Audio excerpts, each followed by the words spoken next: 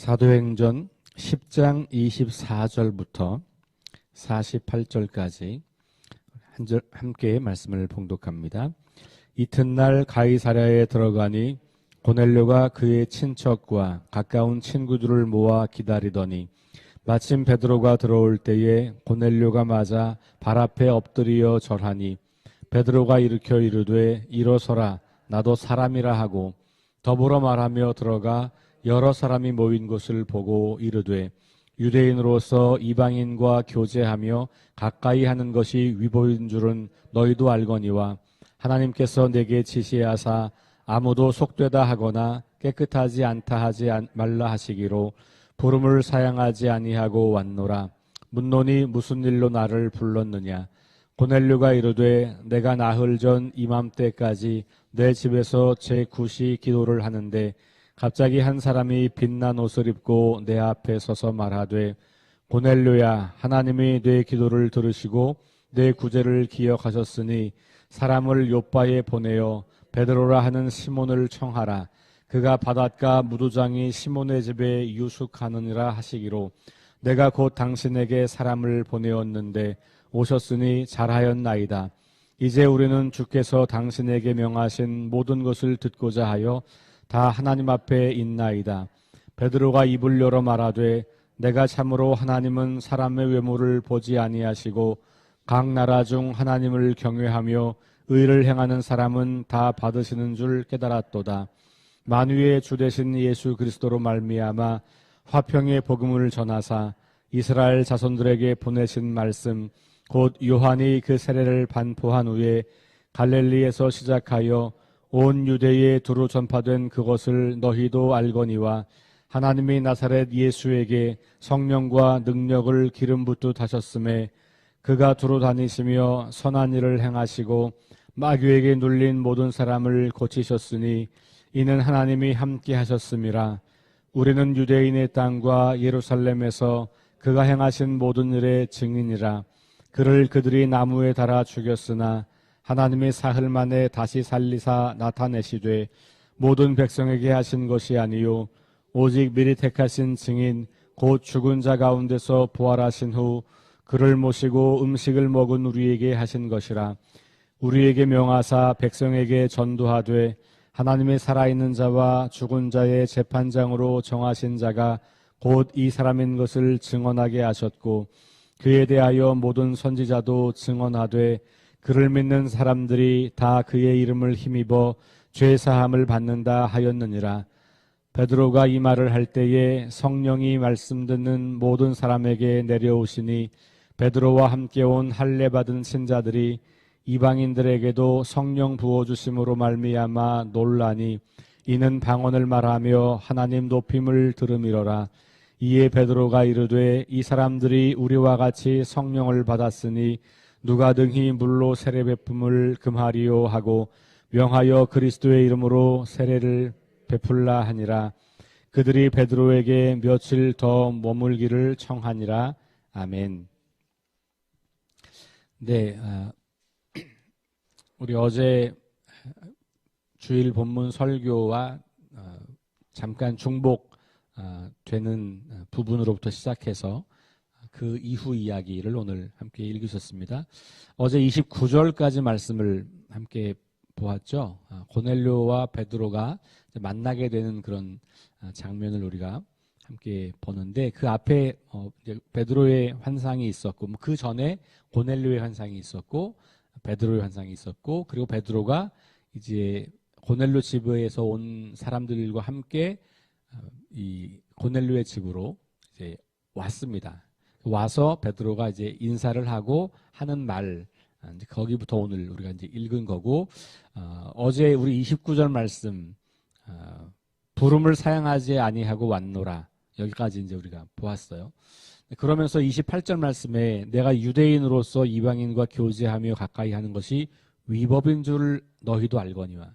그러니까 그 당시 이스라엘 백성들에게는 정결법 혹은 성결법이라고 하는 레위기에 근거한 법이 있었고, 그래서 이 시대 사람들의 생각은 뭐냐면 죄가 접촉이나 가까이 가면 이제 전염된다고 생각한 거예요. 요즘에 우리가 이제 코로나 때문에 그런 어떤 거리두기를 하잖아요. 이 레위기가 바로 그런 거예요. 지금은 이제 과학적으로 이 바이러스를 규명하고 뭐 찾아갔고 그래도 이게 이제 두려움이 생기고 가까이 하지 않는 것을 통해서 건강을 지키는 거잖아요. 이제 이 고대 이스라엘 광야에서는 그게 더 큰 문제였던 거죠. 사람들이 병이 걸려 죽거나 아니면 문제가 발생하는 것을 원인을 모르는 거예요. 이제 이 당시 사람들에게 그 생각은 우리가 뭔가 부정한 것을 접촉하거나 가까이 하면 우리가 똑같이 그렇게 될 수 있겠구나라고 하는 의식이 굉장히 강했겠죠. 그것이 광야로부터 가나안으로 들어가는 이스라엘 백성들에게는 우리가 다른 하나님의 백성이 아닌 사람들과 또 그들이 사용하던 어떤 것들과는 접촉하지 않는 것이, 그리고 균이 있거나 곰팡이가 나거나 먼지가 좀 많이 있거나 시신을 만졌거나 뭐 이런 모든 것들이 다 부정한 것으로 규정이 되고, 그래서 그 부정한 것들로부터 거리를 두어서 하나님 백성다운 거룩함을 지켜야 한다, 이렇게 이제 생각했던 거예요. 그러니까 음식도 그런 규정이 있는 거고, 시체를 만지면 안 되는 거고, 이제 죽은 것에 대한 어떤 부정적 이미지가 있는 것이죠. 그 다음에 병든 사람들, 환자들, 또 피를 흘리는 사람들을 만나거나 만지거나 이렇게 하면 안 되고, 이런 여러 가지 법들이 있는 거예요. 그것 중에 하나가 뭐냐면 이스라엘 사람들이 이방인과 함께 먹고 마시고 어울리는 것을 금한 거예요. 그러니까 지금 베드로는 고넬료의 집에 들어와서 그들과 함께 교제하고 음식을 먹고 하면 이게 이제 정결법을 위반하는 게 되는 거죠. 근데 이제 베드로는 자기가 본 환상, 그것 때문에 우리가 그동안 그렇게 지켜왔던 그것에 대해서 하나님이 다른 이야기를 지금 하고 계시다는 것을 감지하고 있는 거고, 그래서 하나님께서 말씀하시니까 이 사람들을 따라서 온 거예요. 근데 와서 첫 마디가 뭐냐면 28절이에요. 내가 여기 오면 안 되는 거 여러분도 잘 아시죠? 뭐 이 얘기예요. 제가 유대교의 법을 어기고 있는 겁니다. 아시죠? 이 얘기 뭡니까? 내가 목숨 걸고 왔다, 그 얘기예요.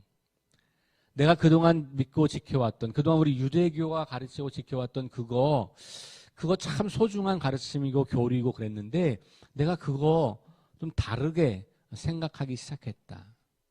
왜냐하면 하나님이 나를 여기로 보냈기 때문에 내가 그 하나님의 부르심을 사양하지 않고 왔다. 이게 고넬료의 부름이 아닌 거예요. 고넬료가 불러서 온 게 아니고 뭐예요? 하나님께서 불러서 이곳으로 왔다는 거예요. 그러니까 내가 하나님의 명령을 따라, 하나님의 말씀을 따라 이곳에 온 것이다. 이걸 조금 더 깊게 들어가면 당신이 나를 부른 것도 당신이 나를 부른 게 아니고 하나님이 나를 부른 거다.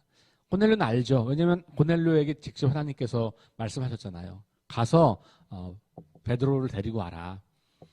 그러니까 이 고넬료나 베드로는 지금 자기들이 하고 있는 일이 자기들의 계획과 자기들의 어떤 구상과 자기들의 노력이 아니라는 것을 말하고 있는 거죠.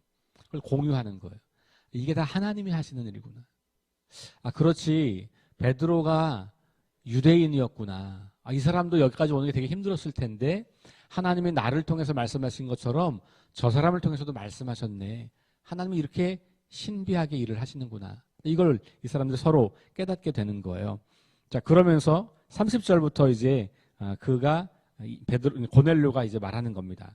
나도 사흘 전에 이맘때까지 내 집에서 제 굿이 기도하는데 환상을 봤다. 그러면서 자기가 본 환상 이야기하는 거죠.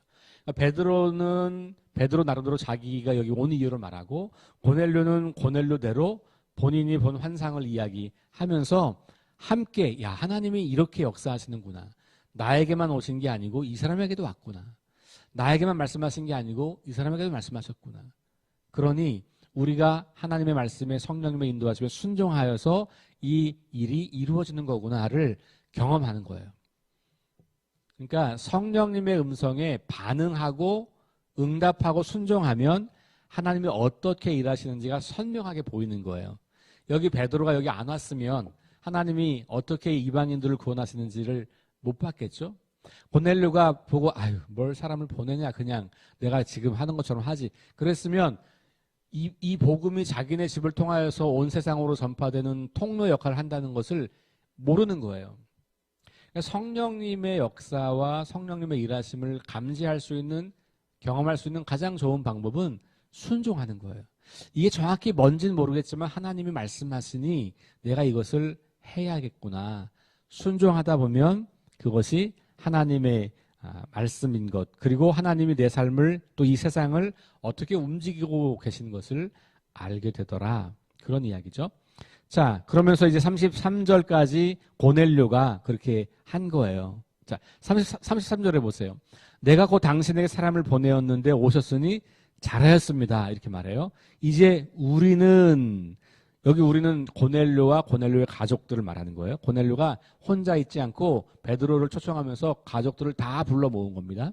우리는 주께서 당신에게 명하신 모든 것을 듣고자 하여 하나님 앞에 있습니다. 자, 굉장히 중요한 표현이 있어요. 뭐냐 하면 베드로가 왔어요. 근데 베드로가 왔는데 고넬료가 뭐라 그러냐면 우리는 당신들 앞에 있습니다. 이게 당신 앞에 섰습니다. 이게 아니에요. 뭐라 그래요? 하나님 앞에 섰습니다. 고넬료는 이 베드로를 하나님이 보내신 사자라고 생각하는 거죠. 당연히 그는 그렇게 음성을 들었으니까. 그러면서 잘 왔다라고 환영을 하면서 그 베드로가 분명히 하나님께서 베드로를 통해서 우리에게 주실 말씀이 있구나. 그래서 이 사람을 초대하게 했구나. 그런 거죠. 그런데 정말 온 거예요.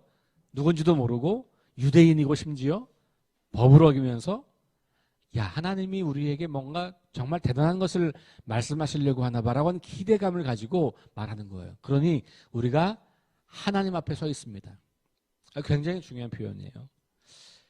우리가 사람들을 만나고 사람들을 통해서 뭔가 일을 하지만 하나님이 그 일을 주관하시고 인도하신다고 하는 믿음이 있다면 우리가 사람을 만나지만 하나님을 만나는 것처럼. 그래서 바울이 이 서신서를 쓸 때 어떤 표현을 하냐 하면 모든 사람을 주님 대하듯 하라. 이런 표현이 있어요. 그 왜 그래요? 지금 내 앞에 있는 그 사람이 나와 상대하는 것이지만 우리가 믿음의 안목으로 보면 하나님이 그 사람을 통해서 나에게 말씀하시고 하나님이 그 사람을 통해서 나와 교제하시고 하나님이 그 사람을 통해서 내 삶을 이끌어 가시는 것이라는 것 때문이죠. 어제 우리 묵상 세미나의 마지막 부분에 나눔 이야기를 이제 드렸어요. 그 나눔이라고 하는 것은 제가 그때 뭐라 그랬냐면 하나님을 중심으로 나와 너가 만나는 거다. 여기 하나님이 없으면 그냥 인간과 인간이 만나는 거지만 우리 그리스도인들의 만남과 교제는 하나님을 만난 사람과 하나님을 만난 또 다른 사람이 자기와 하나님과 만나서 이루어진 이야기를 나누는 거예요. 그러니까 말씀 묵상 모임이라는 것도 내가 말씀을 통해서 하나님과 교제하고 하나님을 알아가고 하나님 앞에 반응하는 이야기들을 하는 거고 그 사람도 그런 이야기를 하는 거고 그러면 우리가 다 하나님이 함께 우리의 삶을 우리의 교회를 어떻게 이끌어 가시는지를 보게 되는 거예요. 지금 오늘 이 베드로와 고넬료의 만남의 이 장면이 바로 그런 거예요. 하나님과의 만남을 서로 이야기하는 것이죠. 그러니 하나님이 그래서 이렇게 우리를 만나게 하신 거네라는 게 선명해지는 거고 두 사람의 만남이 단순하게 두 사람의 만남이 아니라 하나님의 역사를 이루어가는 과정이 되는 것이죠. 자, 34절 베드로가 이제 설교하는 거예요. 34절부터 43절까지 이게 베드로의 설교예요. 자, 첫 번째 중요한 이야기 합니다. 뭡니까? 하나님은 사람을 외모로 취하지 않는다. 여기 외모라고 하는 것은 우리의 이렇게 생김새를 말하는 게 아니고 민족, 유대인, 이방인 요거예요. 그러니까 여기서 말하는 외모는 이 본문의 맥락에서는 그런 거예요. 그러니까 우리식으로 말하면 어떻게 될까요? 기독교인, 비기독교인 이렇게 말할 수 있어요. 그러니까 아니면 기독교인과 타종교인 석교교회 교인과 뭐 타교인 이런 식으로 다양하게 적용할 수 있겠지만 이 본문의 맥락에서 하나님이 사람을 겉모양으로 판단하지 않는다는 것은 민족성으로 판단하지 않는다는 이야기예요. 자, 제가 어제 말고 그 전주 설교할 때 이스라엘 백성들에게 중요한 4가지 있다 그랬잖아요. 그렇죠? 그것 중에 마지막이 민족 정체성, 유대인 이거였거든요. 하나님은 유대인만 사랑하시고 이방인은 미워하시고 유대인만 구원하시고 이방인은 다 멸망으로 쳐넣고 그런 분 아니다라고 이야기하는 거예요. 이 첫 번째 말씀이 매우 중요한 말씀이에요. 복음이 온 세상으로 나가려면 이걸 전제하지 않고는 복음이 나갈 수가 없는 거예요. 하나님이 모든 사람을 사랑하신다고 하는 것이 전제돼야 우리가 복음을 전하는 거죠. 왜냐하면 지금 하나님을 모르고 있을 뿐이지 하나님은 여전히 그를 사랑하고 그가 돌아오기를 기다리는 거잖아요. 구원받은 우리끼리 잘 먹고 잘 사는 게 아니고 아직 하나님을 알지 못하는 사람들을 하나님은 여전히 사랑하셔서 그들을 구원하고 싶어하는 그게 하나님의 꿈이거든요. 근데 그걸 하나님은 먼저 구원받은 사람들을 통해서 이루어 가시는 거예요. 이스라엘이 실패한 게 그거거든요. 선민의식에 빠져서 우리만 구원받아라고 했던 거예요. 그게 아니고 모든 사람들을 사랑하시는, 왜냐하면 모든 사람을 지으신 분이 하나님이시고 그들이 비록 하나님을 거부하고 하나님을 배반하고 자기 마음대로 인생을 살면서 깨어지고 망가진 채로 그렇게 멸망의 길을 걷고 있는데 그 인간을 지으신 하나님이 어떻게 그걸 그냥 가만히 두겠어요.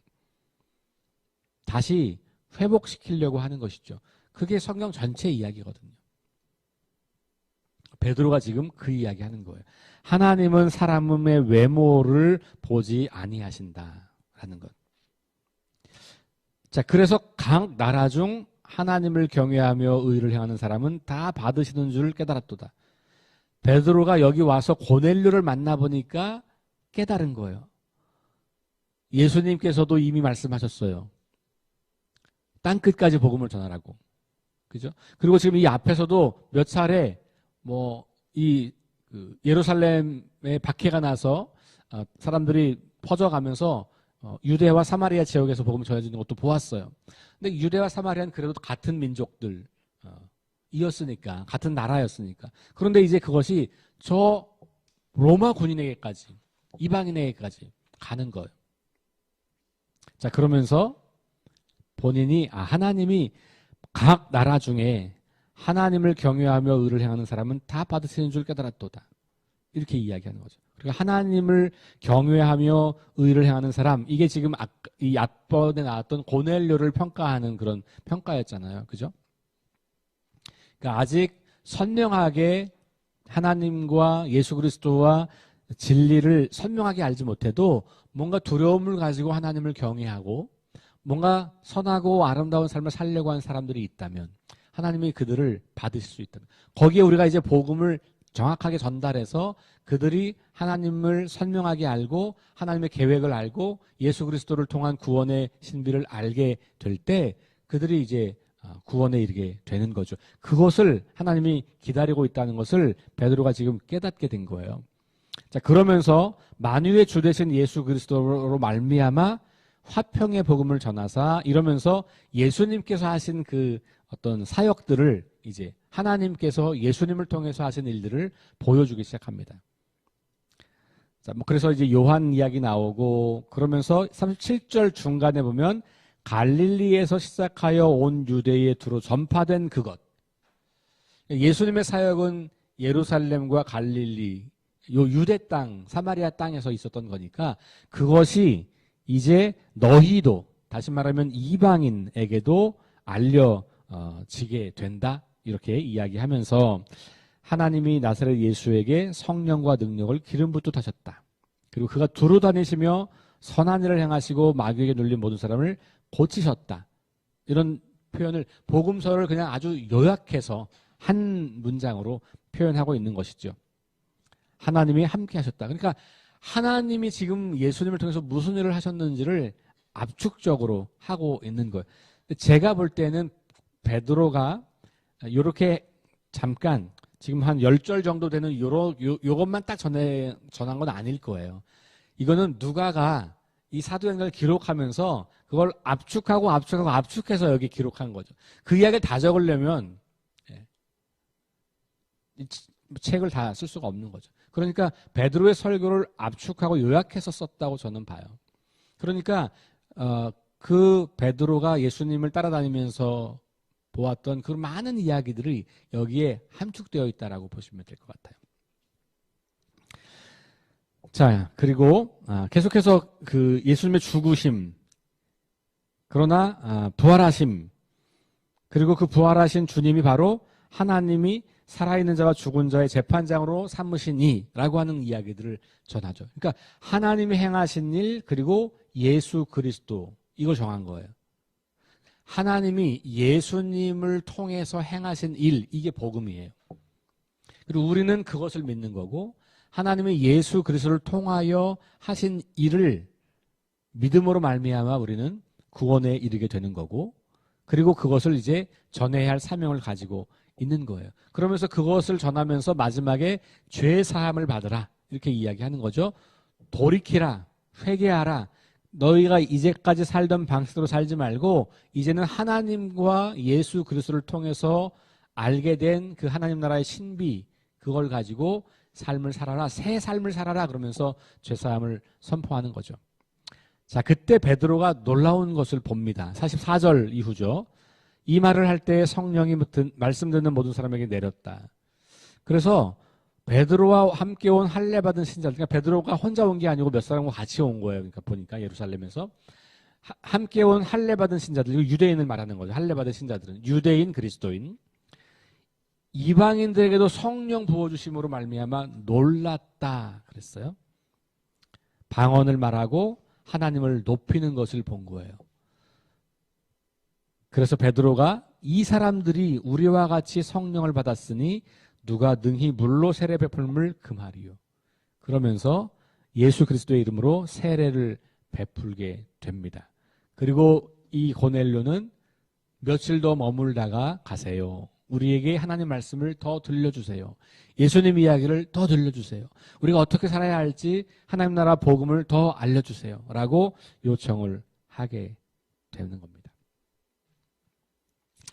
자, 오늘 이런 말씀들을 우리가 함께 읽으셨는데요. 하나님이 어떻게 일하시는지, 그리고 이 고넬료와 베드로는 거기에 어떻게 반응했는지, 그래서 어떻게 하나님이 행하시는 일을 보았는지, 이런 이야기들을 우리가 함께 읽게 되죠. 우리가 성경을 읽을 때마다 하나님을 발견하게 되고 하나님의 말씀을 듣게 되고, 그러면 그 말씀에 순종하여서 하나님이 내 삶에 어떻게 일하시는지, 우리 교회를 통해서 어떻게 일하시는지를 경험하고 보고 더 하나님을 사랑하고 하나님 말씀 안에서 살아가는 저와 여러분 될 수 있기를 주의 이름으로 축원합니다. 기도하겠습니다. 하나님 감사합니다. 오늘 이 아침에 우리에게 베드로와 고넬료의 만남을 통해서 이루어 가신 하나님의 놀라운 일들을 보게 하시니 감사합니다. 하나님, 오늘 우리에게도 성경을 통해서 매 순간 말씀하시는 주님이심을 우리가 알고 있습니다. 우리가 이렇게 매일 말씀을 읽고 묵상할 때마다 하나님을 더 깊이 알아가고 하나님 말씀이 선명하게 들려오고, 그래서 그 말씀을 따라 하루를 살아갈 때 하나님이 내 삶을 통해서 우리 석교 교회를 통해서 어떻게 일하시는지를 선명히 보고 경험하며 깨달아갈 수 있도록 우리를 인도해 주옵소서. 예수님 이름으로 기도합니다. 아멘.